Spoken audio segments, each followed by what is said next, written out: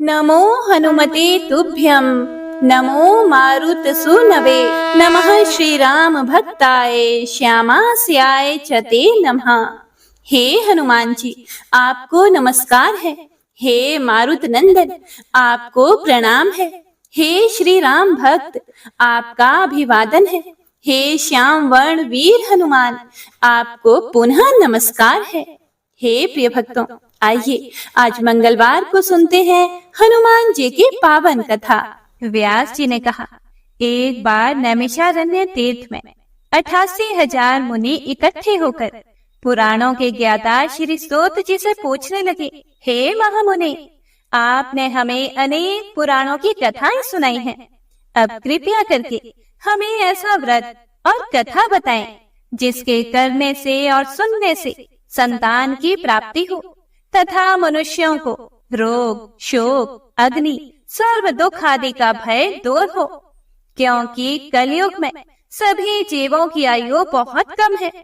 फिर इस पर भी अगर उन्हें रोग, चिंता के कष्ट लगे रहेंगे तो फिर वे श्री हरि के चरणों में अपना ध्यान कैसे लगा सकेंगे।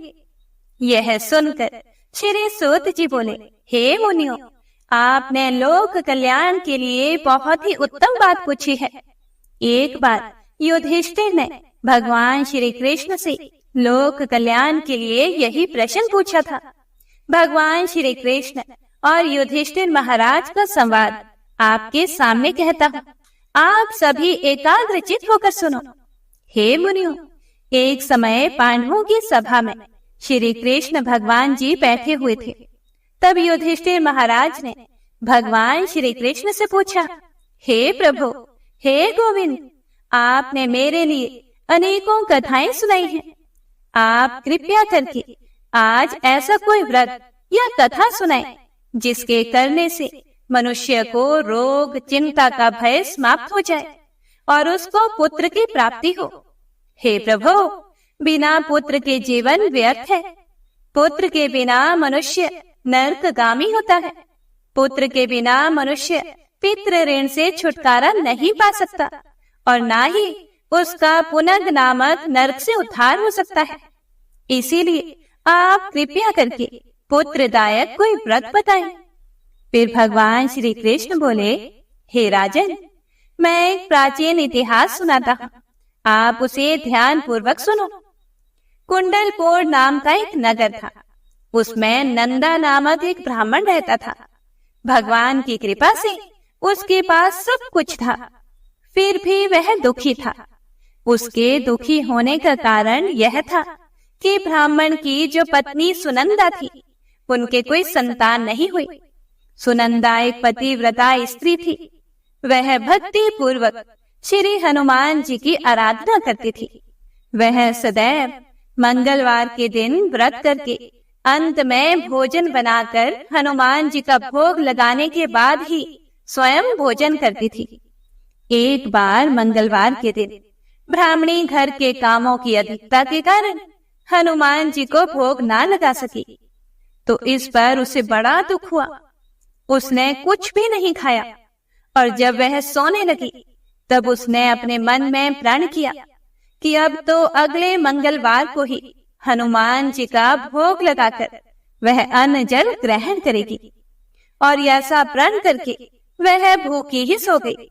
हे प्रिय भक्तों, ब्राह्मणी सुनंदा प्रतिदिन भोजन बनाती, श्रद्धा पूर्वक पति को खिलाती, परंतु स्वयं भोजन नहीं करती और मन ही मन श्री हनुमान जी की आराधना करती थी। इसी प्रकार 6 दिन बीत गए और ब्राह्मणी सुनंदा अपने निश्चय के अनुसार भूखी प्यासी निराहार रही। अगले मंगलवार को ब्राह्मणी सुनंदा प्रातः काल ही बेहोश होकर गिर पड़ी। हे प्रिय भक्तों, ब्राह्मणी सुनंदा की इस असीम भक्ति के प्रभाव से श्री हनुमान जी बहुत प्रसन्न हुए और प्रकट होकर बोले, हे सुनंदा, मैं तेरी भक्ति से बहुत प्रसन्न हूँ। उठो और मुझसे कोई वर मांगो। सुनंदा अपने आराध्य देव श्री हनुमान जी को देखकर आनंद की अधिकता से विवल हो उठी और श्री हनुमान जी के चरणों में गिरकर बोली, हे प्रभु, मेरी कोई संतान नहीं है। कृपया करके मुझे संतान प्राप्ति का आशीर्वाद दें। आपकी बड़ी कृपा होगी। श्री महावीर जी बोले, तेरी इच्छा पूर्ण होगी। तेरे एक कन्या पैदा होगी। उसके अष्टांग प्रतिदिन सोना दिया करेंगे। इस प्रकार कहकर श्री महावीर जी अंतर ध्यान हो गए। ब्राह्मणी सुनंदा बहुत खुश हुई और सारा समाचार अपनी पति से कहा। ब्राह्मण देव कन्या का वरदान सुनकर कुछ दुखी तो हुए, परंतु सोना मिलने की बात सुनी तो बहुत खुश हुए। फिर उन्होंने मन में ही सोचा कि ऐसी कन्या के साथ तो मेरी निर्धनता भी समाप्त हो जाएगी। श्री हनुमान जी की कृपा से वह ब्राह्मणी गर्भवती हुई और 10वें महीने में उसे बहुत ही सुंदर पुत्री प्राप्त हुई। यह बच्ची अपने पिता के घर में ठीक उसी तरह से बढ़ने लगी जिस प्रकार शुक्ल पक्ष का चंद्रमा बढ़ता है। 10वें दिन ब्राह्मण ने उस बालिका का नामकरण संस्कार करवाया। उसके कुल पुरोहित ने उस बालिका का नाम रत्नावली रखा, क्योंकि यह कन्या सोना प्रदान किया करती थी। इस कन्या ने पूर्व जन्म में बड़े ही विधान से मंगल देव का व्रत किया था। रत्नावली का अष्टांग बहुत सा सोना देता था। उस सोने से नंदा ब्राह्मण बहुत ही धनवान हो गया। अब ब्राह्मणी भी बहुत अभिमान करने लगी थी। समय बीतता रहा। अब रत्नावली 10 वर्ष की हो चुकी थी। एक दिन जब ब्राह्मण बहुत खुश था, उस समय सुनंदा ने अपने पति से कहा, हे स्वामी, हमारी पुत्री रत्नावली विवाह के योग्य हो गई है। इसीलिए आप कोई सुंदर तथा योग्य वर देखकर इसका विवाह कर दी। यह सुनकर ब्राह्मण बोला कि अभी तो रत्नावली बहुत छोटी है। तब ब्राह्मणी बोली कि शास्त्रों की आज्ञा है कि कन्या 8वें वर्ष में गौरी, 9 वर्ष में रोहिणी, 10वें वर्ष में कन्या होती है और इसके बाद रजस्वला हो जाती है। गौरी के दान से पाताल लोक की प्राप्ति होती है।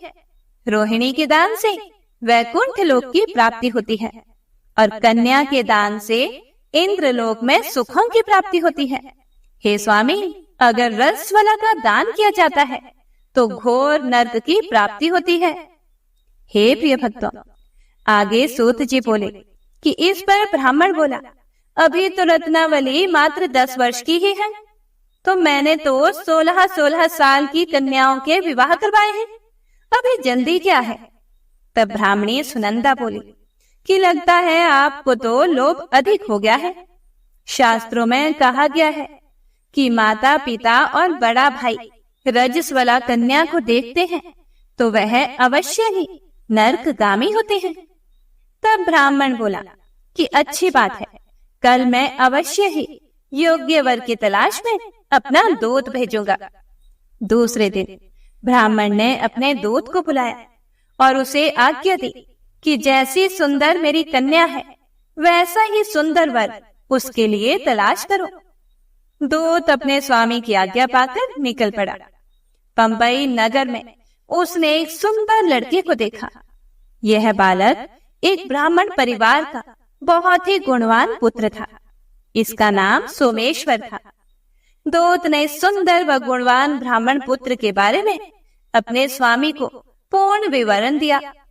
ब्राह्मण नंदा को भी सोमेश्वर अच्छा लगा और फिर शुभ मुहूर्त में विधि पूर्वक कन्या दान करके ब्राह्मण ब्राह्मणी संतुष्ट हुए।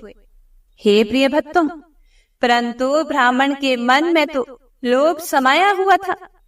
उसने कन्यादान तो कर दिया था, पर वह बहुत ही दुखी था। उसने सोचा कि रत्नावली तो अब चली जाएगी और मुझे इससे जो सोना मिलता था वह अब नहीं मिलेगा। मेरे पास जो धन था कुछ तो इसके विवाह में खर्च हो गया और जो शेष बचा है वह भी कुछ दिनों के बाद समाप्त हो जाएगा। मैंने तो इसका विवाह करके बहुत बड़ी भूल कर दी है। अब कोई ऐसा उपाय हो कि रत्नावली मेरे घर में ही बनी रहे, अपने ससुराल ना जाए। लोभ रूपी राक्षस ब्राह्मण के मस्तिष्क पर छाता जा रहा था। रात भर अपनी शैया पर बेचैनी से करवटें बदलते बदलते उसने एक बहुत ही क्रूर निर्णय लिया। हे प्रिय भक्तों, उसने सोचा कि जब रत्नावली को लेकर उसका पति सोमेश्वर अपने घर के लिए जाएगा तो वह रास्ते में छिपकर सोमेश्वर का वध कर देगा और अपनी लड़की को अपने घर ले आएगा, जिससे नियमित रूप से उसे सोना भी मिलता रहेगा और समाज का कोई मनुष्य उसे दोष भी नहीं दे सकेगा। प्रातः काल जब हुआ तो नंदा और सुनंदा ने अपने जमाई तथा लड़की को बहुत सारा धन देकर विदा किया। सोमेश्वर अपनी पत्नी रत्नावली को लेकर ससुराल से अपने घर की तरफ चल दिया। सूत जी बोले, हे मुनियों, ब्राह्मण नंदा महालोभ के वशीभूत होकर अपनी मति खो चुका था। पाप पुण्य का उसको कोई भी विचार नहीं रहा। अपने भयानक व क्रूर निर्णय को कार्य रूप देने के लिए उसने अपने दूत को रास्ते में अपने जमाई का वध करने के लिए भेज दिया, ताकि रत्नावली से प्राप्त होने वाला सोना उसे हमेशा मिलता रहे और वो कभी भी निर्धन ना हो। ब्राह्मण के दूत ने अपने स्वामी की आज्ञा का पालन करते हुए उसके जमाई सोमेश्वर का रास्ते में ही वध कर दिया। समाचार प्राप्त करके ब्राह्मण नंदा रास्ते में पहुंचा और रोती हुई अपनी पुत्री रत्नावली से बोला, हे पुत्री, रास्ते में लुटेरों ने तेरे पति का वध कर दिया है। भगवान की इच्छा के आगे किसी का कोई वश नहीं चलता। अब तो घर चल, वहां पर ही रहकर शेष जीवन व्यतीत करना। जो भाग्य में लिखा है वही होगा। अपने पति की अकाल मृत्यु से रत्नावली बहुत दुखी हुई। करुण क्रंदन व रुदन करते हुए अपने पिता से बोली, हे पिताजी, इस संसार में जिस स्त्री का पति नहीं है उसका जीना व्यर्थ है। मैं अपने पति के साथ ही अपने शरीर को जला दूंगी और सती होकर अपने इस जन्म को, माता पिता के नाम को तथा सास ससुर के यश को सार्थक करूंगी। ब्राह्मण नंदा अपनी पुत्री रत्नावली के वचनों को सुनकर बड़ा दुखी हुआ। वह सोचने लगा कि मैंने व्यर्थ में ही जमाई का वध करके इतना बड़ा पाप अपने सिर ले लिया। रत्नावली तो उसके पीछे अपने प्राण तक देने को तैयार है। मेरा तो दोनों तरफ से मरण हो गया। धन तो अब मिलेगा नहीं। जमाई वध के पाप के फल स्वरूप यम यातना भी भुगतनी पड़ेगी। यह सोचकर वह बहुत दुखी हुआ। सोमेश्वर की चिता बनाई गई। रत्नावली सती होने की इच्छा से अपने पति का सिर अपनी गोद में रखकर चिता में बैठ गई। जैसे ही सोमेश्वर की चिता को अग्नि लगाई गई, वैसे ही प्रसन्न होकर मंगलदेव वहां प्रकट हुए और बोले, हे रत्नावली, मैं तेरी पति भक्ति से बहुत प्रसन्न हूं, तू वर मांग। रत्नावली ने अपने पति का जीवन दान मांगा। तब मंगलदेव बोले, हे रत्नावली, तेरा पति अजर अमर है, यह महाविद्वान भी होगा और इसके अतिरिक्त तेरी जो इच्छा हो वह वर मांगो। तब रत्नावली बोली, हे ग्रहों के स्वामी, यदि आप मुझ पर प्रसन्न हैं तो मुझे यह वरदान दीजिए कि जो भी मनुष्य मंगलवार के दिन प्रातःकाल लाल पुष्प, लाल चंदन से पूजा करके आपका स्मरण करे, उसको रोग व्याधि ना हो, स्वजनों का कभी वियोग ना हो, सर्प, अग्नि तथा शत्रुओं का भय ना रहे। जो स्त्री मंगलवार का व्रत करे वह कभी भी विधवा ना हो। हे प्रिय भक्तों, मंगलदेव ने यह सुनकर उसे तथास्तु कहकर वह अंतर ध्यान हो गए। सोमेश्वर मंगलदेव की कृपा से जीवित हो उठा। रत्नावली अपने पति को फिर से पाकर बहुत प्रसन्न हुई और मंगलदेव का व्रत प्रत्येक मंगलवार को करके व्रतराज और मंगलदेव की कृपा से इस लोक में सुख ऐश्वर्य को भोगते हुए अंत में अपने पति के साथ स्वर्ग लोक को गई।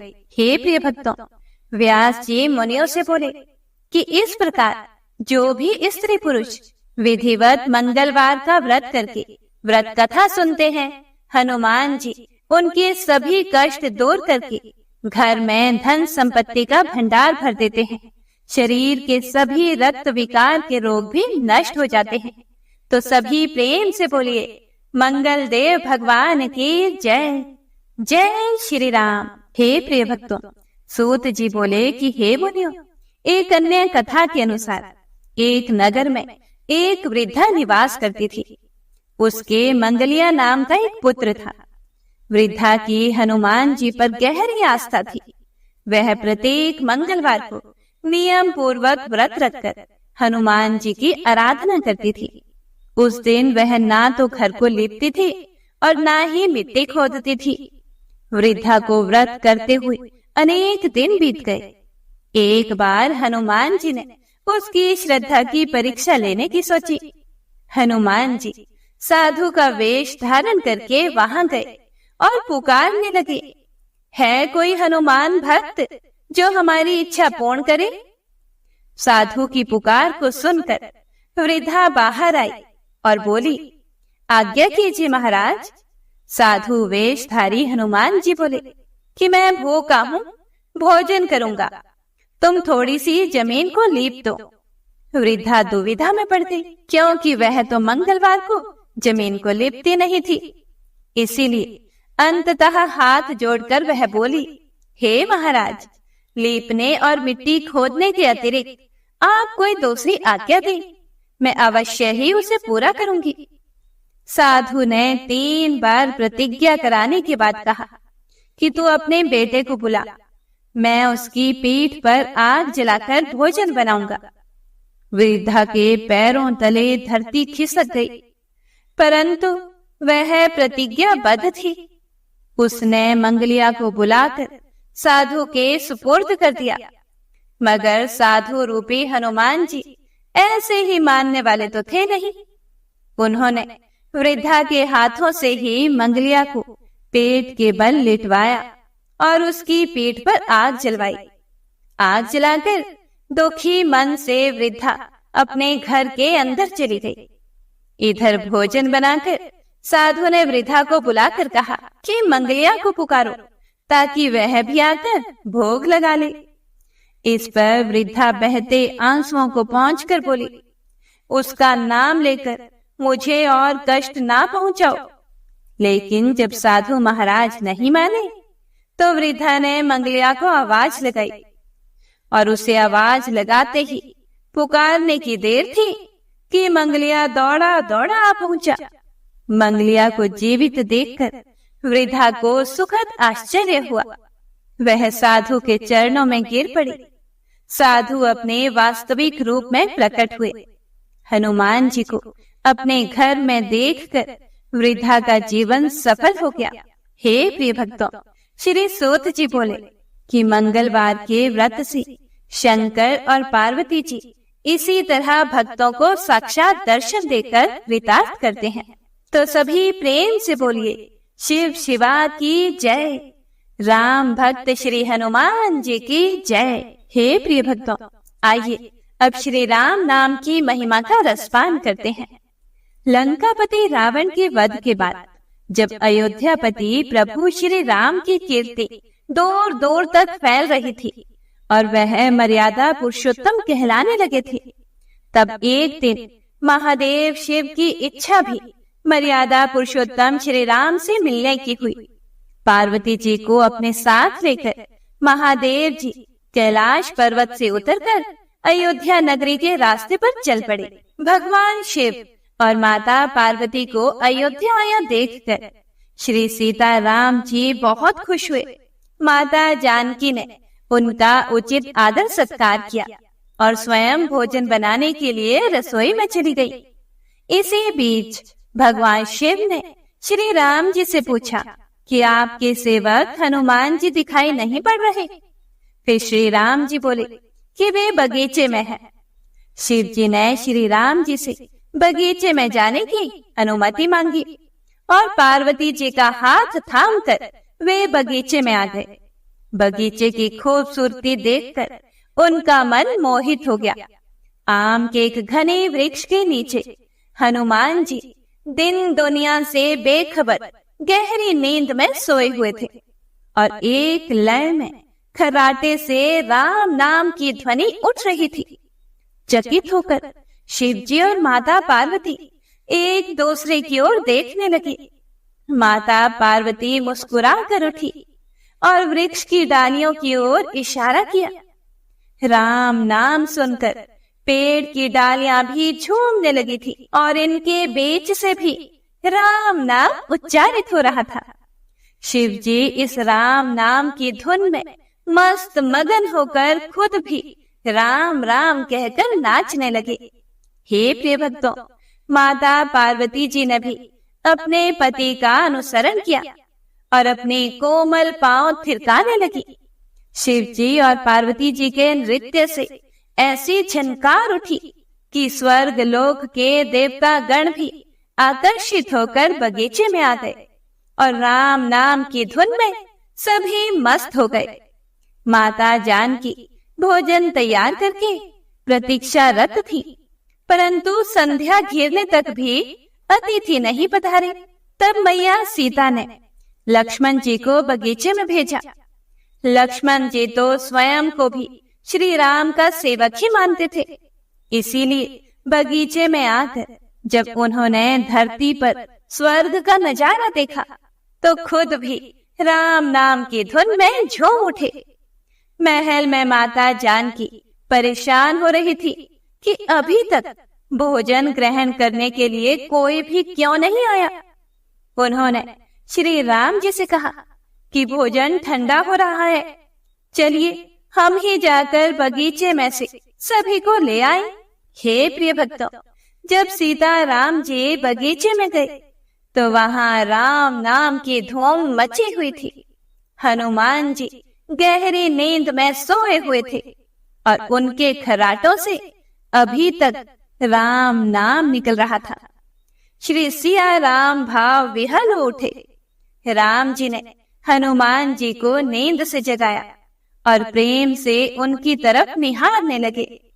हनुमान जी प्रभु को आया देखकर शीघ्रता से उठ खड़े हुए और नृत्य का समम भंग हो गया। शिव जी खुले कंठ से हनुमान जी की राम भक्ति की सराहना करने लगे। हनुमान जी संकुचाए लेकिन मन ही मन खुश हो रहे थे। श्री सिया राम ने भोजन करने का आग्रह भगवान शिव जी से किया। सभी लोग महल में भोजन करने के लिए चल पड़े। माता जानकी भोजन परोसने लगी। हनुमान जी को भी श्री राम जी ने पंक्ति में बैठने का आदेश दिया। हनुमान जी बैठ तो गए, परंतु आदत ऐसी थी कि राम जी के भोजन करने के बाद ही सभी लोग भोजन करते थे। आज श्री राम के आदेश से पहले भोजन करना पड़ रहा था, तो माता जानकी हनुमान जी को भोजन परोसती जा रही थी, पर हनुमान का पेट ही नहीं भर रहा था। सीता जी कुछ समय तक तो उन्हें भोजन परोसती रही, फिर समझ गई कि इस तरह से तो हनुमान जी का पेट नहीं भरेगा। उन्होंने तुलसी के एक पत्ते पर राम नाम लिखा और भोजन के साथ हनुमान जी को परोस दिया। तुलसी पत्र खाते ही हनुमान जी को संतुष्टि मिली और वह भोजन खाकर उठ खड़े हुए। भगवान शिव शंकर ने प्रसन्न होकर हनुमान जी को आशीर्वाद दिया कि आपकी राम भक्ति युगों युगों तक याद की जाएगी और आप संकट मोचन कहलाएंगे। संकट हरे मिटे सब पीरा, जो सुमिरे हनुमत बलबीरा। जय श्री राम। हे प्रिय भक्तों, आइए अब श्री राम नाम की महिमा की दूसरी कथा का रसपान करते हैं। महादेव जी को एक बार बिना कारण के किसी को प्रणाम करते देखकर पार्वती जी ने पूछा कि हे प्रभु, आप किसको प्रणाम करते रहते हैं? शिव जी पार्वती जी से कहते हैं कि हे देवी, जो भी मनुष्य एक बार राम कहता है उसे मैं 3 बार प्रणाम करता हूँ। पार्वती जी ने एक बार शिव जी से पूछा कि आप शमशान में क्यों जाते हैं और ये चिता की भस्म शरीर पे क्यों लगाते हैं। उसी समय शिव जी पार्वती जी को शमशान में ले गए। वहां एक शव अंतिम संस्कार के लिए लाया गया। लोग राम नाम सत्य है ऐसा कहते हुए शव को ला रहे थे। शिव जी ने कहा कि देखो पार्वती, इस शमशान की ओर जब लोग आते हैं तो राम नाम का स्मरण करते हुए आते हैं और इस शव के निमित्त से कई लोगों के मुख से मेरा अति प्रिय दिव्य राम नाम निकलता है। उसी को सुनने के लिए मैं शमशान में आता हूँ और इतने लोगों के मुख से राम नाम का जप करवाने में निमित्त बनने वाले इस शव का मैं सम्मान करता हूँ, उसे प्रणाम करता हूँ और अग्नि में जलने के बाद उसकी भस्म को अपने शरीर पर लगा लेता हूँ। राम नाम बुलवाने वाले के प्रति मुझे अगाध प्रेम रहता है। हे प्रिय भक्तों, एक बार शिव जी भगवान कैलाश पर पहुँचे और पार्वती जी से भोजन मांगा। पार्वती जी विष्णु सहस्त्र नाम का पाठ कर रही थी। पार्वती जी ने कहा कि अभी पाठ पूरा नहीं हुआ, कृपया थोड़ी देर प्रतीक्षा कीजिए। शिव जी भगवान ने कहा कि इसमें तो समय और श्रम दोनों लगेंगे। संत लोग जिस तरह से सहस्त्र नाम को छोटा कर लेते हैं और नित्य जपते हैं, वैसा उपाय कर लो। पार्वती जी ने पूछा कि वो उपाय कैसे करते हैं, मैं सुनना चाहती हूँ। शिव जी भगवान बोले, केवल एक बार राम कह लो, तुम्हें सहस्त्र नाम भगवान के 1000 नाम लेने का फल मिल जाएगा। एक राम नाम 1000 दिव्य नामों के समान है। पार्वती जी ने फिर वैसा ही किया। श्री राम राम रामेति रमे रामे मनोरमे सहस्त्र नाम ततुल्यम राम नाम वरानने। यह राम नाम सभी आपदाओं को हरने वाला, सभी संपदाओं को देने वाला दाता है। सारे संसार को विश्राम शांति प्रदान करने वाला है। इसीलिए मैं इसे बार बार प्रणाम करता हूँ। हे प्रिय भक्तों, भव सागर की सभी समस्याओं और दुख के बीजों को भूंज के रख देने वाला, अर्थात समूल नष्ट कर देने वाला, सुख संपत्तियों को अर्जित करने वाला, यम दूतों को भगाने वाला केवल राम नाम का जप है। इसीलिए प्रयास पूर्वक स्वयं भी राम नाम जपते रहना चाहिए और दूसरों को भी प्रेरित करके राम नाम जपवाना चाहिए। इससे अपना और दूसरों का तुरंत ही कल्याण हो जाता है। यही सबसे सुलभ और अचूक उपाय है। इसीलिए हमारे देश में प्रणाम राम राम कहकर किया जाता है। तो सभी प्रेम से बोलिए, जय श्री राम। हे प्रिय भक्तों, अब सुनिए बूढ़वा मंगलवार व्रत कथा। महाभारत काल के अनुसार भीम बहुत ही शक्तिशाली और बलशाली थे। युद्ध कौशल में निपुण थे। शक्तिशाली होने पर भीम एक बार अहंकार में भर गए। इस अहंकार को दूर करने के लिए बजरंग बली हनुमान जी ने एक लीला रची। जब भीम को सच्चाई पता चली, तब उन्हें अपनी गलती का एहसास हुआ और हनुमान जी से उन्होंने क्षमा मांगी। इसके बाद हनुमान जी ने प्रसन्न होकर भीम को अपना विराट रूप दिखाया। हे प्रिय भक्तों, कथा के अनुसार पांडव जब वनवास भोग रहे थे, पांचों पांडवों को अज्ञातवास में रहना पड़ा। इस दौरान पांडवों को वेश बदलकर भी रहना पड़ा। द्रौपदी भी पांडवों के साथ थी। द्रौपदी एक आश्रम में रहकर समय बिताने लगी। एक दिन जब वे आश्रम में बैठी हुई थी, तो एक पुष्प उड़कर उनके पास आ गया। पुष्प की सुगंध द्रौपदी को बहुत पसंद आई। तब उन्होंने भीम को बुलाकर उस पुष्प को लाने के लिए कहा। फिर द्रौपदी की इच्छा को पूरा करने के लिए भीम पुष्प की खोज में निकल पड़े। पुष्प की सुगंध जिस दिशा से आ रही थी, भीम भी उसी दिशा की तरफ चलने लगे। उस सुगंधित पुष्प को खोजते खोजते भीम एक वन में जा पहुंचे। वन में जैसे ही भीम ने प्रवेश करने का प्रयास किया, तो उनकी नजर रास्ते में लेटे हुए एक वानर पर पड़ी। भीम ने उन बूढ़े वानर से आग्रह किया कि वे रास्ते से हट जाएं, लेकिन वानर ने कोई भी प्रतिक्रिया नहीं की। भीम ने फिर से वानर से कहा कि यहाँ से हट जाओ, लेकिन इस बार वानर ने कहा कि वह बहुत कमजोर है, हिलडुल नहीं सकते, इसीलिए मुझे लांग कर निकल जाओ। वानर के इस व्यवहार से भीम को बड़ा भारी क्रोध आया और वे अपनी शक्तियों के बारे में बताने लगे। भीम ने वानर को अपना परिचय दिया कि वे कुंती पुत्र हैं और पवन उनके पिता हैं और मैं हनुमान जी का भाई भी हूँ। लेकिन यह सब सुनकर भी वानर पर कोई प्रभाव नहीं पड़ा और इधर भीम का क्रोध बढ़ने लगा और उन्होंने वानर से कहा कि वह उन्हें और अधिक क्रोध ना दिलाए, नहीं तो उन्हें परिणाम भुगतना होगा। तब बूढ़े वानर का रूप धरे बजरंग बली हनुमान जी ने भीम से कहा कि अगर उन्हें अधिक जल्दी है तो वे उनकी पूंछ उठाकर जा सकते हैं। भीम ने क्रोध में आकर उन वानर की पूंछ हटाने का बड़ा प्रयास किया, लेकिन वे उसे हिला तक नहीं पाए।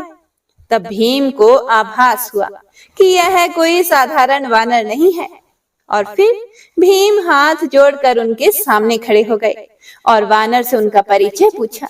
तब उन वानर ने भीम को बताया कि वह कोई और नहीं बल्कि स्वयं हनुमान है। भीम हनुमान जी को सामने देखकर चकित रह गए और हाथ जोड़कर खड़े हो गए।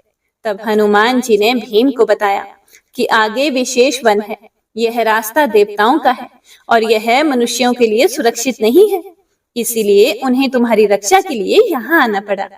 भीम को हनुमान जी ने उस पुष्प के बारे में बताया कि वहां से वह पुष्प ले जा सकते हैं। पुष्प लेने के बाद हनुमान जी ने भीम से कहा कि अब तुम यहाँ से जा सकते हो। भीम ने हनुमान जी से आज्ञा लेने से पहले अपनी एक इच्छा भी रखी। भीम ने हनुमान जी को अपना विराट रूप दिखाने की इच्छा प्रकट की। तब भीम के कहने पर हनुमान जी ने विराट रूप धारण किया और उस विराट रूप के दर्शन करने के बाद भीम ने हनुमान जी का आशीर्वाद लिया। हनुमान जी ने भीम को गले से लगाया। हनुमान जी के गले लगाने से भीम की शक्ति और भी बढ़ गई। भीम ने हनुमान जी से आग्रह किया कि वह कौरवों के साथ होने वाले युद्ध में पांडवों का साथ दें, जिस पर हनुमान जी ने कहा कि जिस युग से मैं हूँ वह युग दूसरा था, उसमें मैंने श्री राम के लिए कई युद्ध किए थे। अब यह युग दूसरा है, यहाँ मेरा युद्ध करना सही नहीं है, इसीलिए मैं युद्ध में सम्मिलित नहीं हो सकता, किंतु युद्ध में पांडवों के रथ की ध्वजा पर मेरा वास होगा। इस प्रकार हनुमान जी महाभारत युद्ध में हमेशा श्री कृष्ण और अर्जुन के रथ की ध्वजा पर विराजित रहे और अर्जुन और पांडवों के रथ की रक्षा करते रहे। तो सभी भक्तजन प्रेम से बोलिए सियापति रामचंद्र की जय, पवन पुत्र हनुमान की जय।